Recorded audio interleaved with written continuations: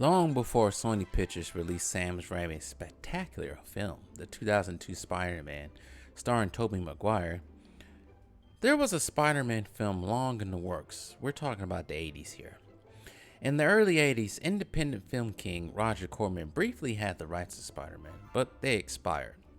After the low performance of Superman 3 in 1983, superhero movies were on the low totem pole of priorities in Hollywood, much compared to now.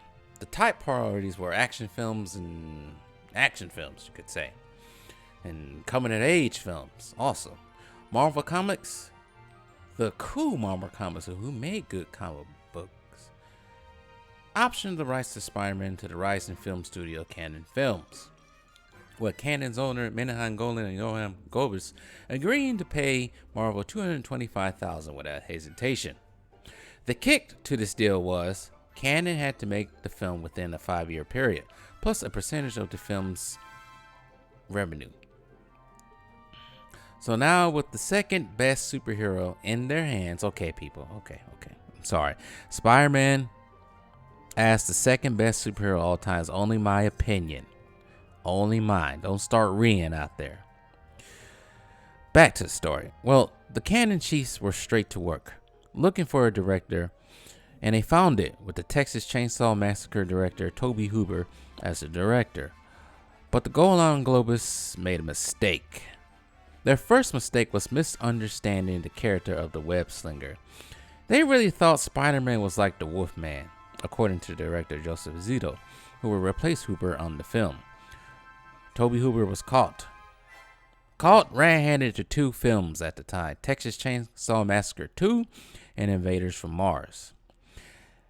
In the early days of the script, Peter Parker was turned into a human tarantula after being dosed by radioactive chemicals by a crazed scientist hoping to turn the world into human tarantulas.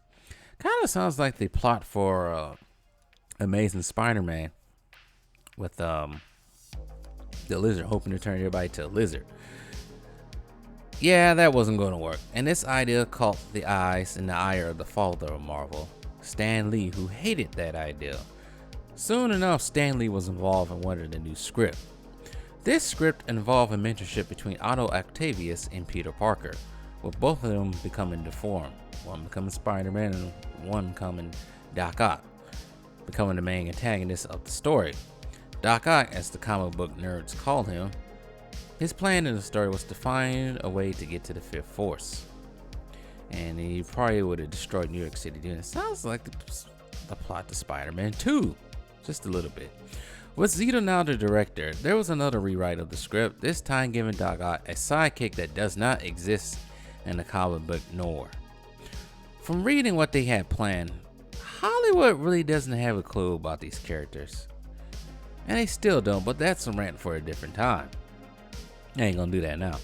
Canon's budget on this film was pretty much from $50 million to $20 million. The actors the studio had in mind for Spider-Man was actor and stuntman Scott Leva, who was actually made appearances for Spider-Man in public appearances and other things. At one point in time, Canon was eyeing Tom Cruise, a young rising Tom Cruise, who was an option for Peter Parker. Weird. That would have been weird. But then again, I'm talking in hindsight. This is what we know about Tom Cruise now. It would have been weird, but at the time it wasn't. But it wouldn't be the first time Tom Cruise was looked at for a Marvel character. Imagine Tom Cruise's Iron Man in the 90s. Imagine Tom Cruise's Iron Man in the 90s if the MCU was able to get off foot in the 90s. That's a thought. Anyway, other actors in mind for other roles would have been Star Wars actor and an amazing actor and horror film actor Peter Cushing as the scientist, Lauren Bacall and Katharine Hepburn as Aunt May, and Stan Lee wanted to be J. Jonah Jameson. But there was another mistake by Canon. You want to know what that mistake was that they made? They had little money to make this film. Now, the reason why they had little money to make this film, after the terrible release of Superman 4: The Quest for Peace in 1987, and to add the Masters of the Universe, both films drained the studio of money, cutting the budget to this Spider-Man film down to $10 million or less. There was more rewrites, Joseph Zito, the director, dropped out, and more bad business decisions, mainly Canon just overdoing themselves, sort of like what Disney's doing now, but overdoing themselves overseas, caused the film to be shelved.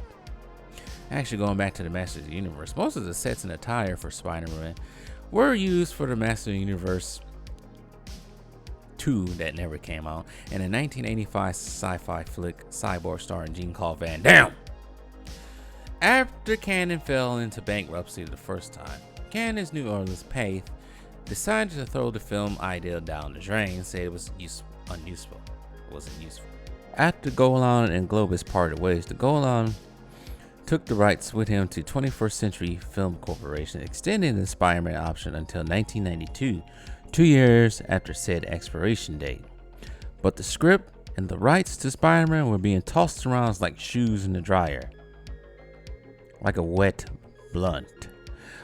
More rewrites, some rewrites including the Arnold as Doc Ock. Spider-Man supervillain Electro was not in the script, but wasn't named Max Dillon as he's known for. It was something else.